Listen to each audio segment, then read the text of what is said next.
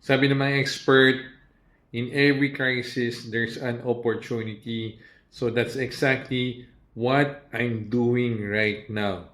This year, 2026, there's a big crisis going on and it's still going.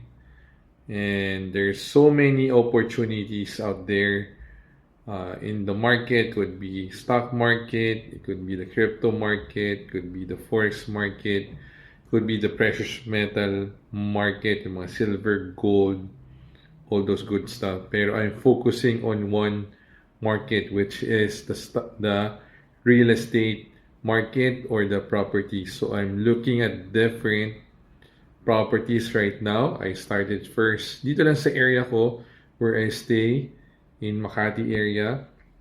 Mostly mga condominium units ang nakasale ngayon. So over the weekend, nagkaroon ng Lamudi Property Fair.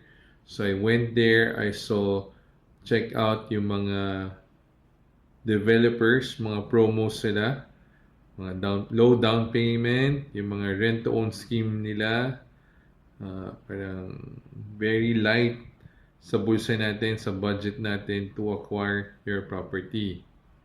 Second, I set up another set of viewings ng mga properties for sale in the area.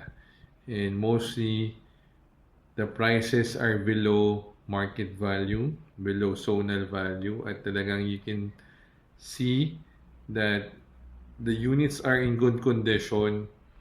The sellers are just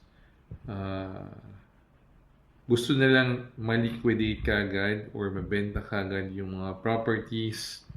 So I'm making most of my time connecting with agents, direct sellers within my area that are giving best value for their properties. I also checking out mga foreclosed properties kasi with foreclosures, maganda yung terms right now.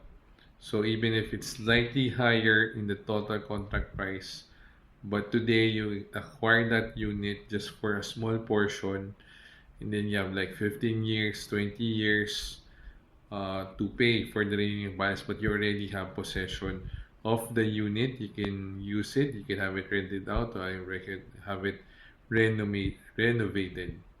So that's what I'm doing right now to make sure I have the most of this crisis and find the best opportunities.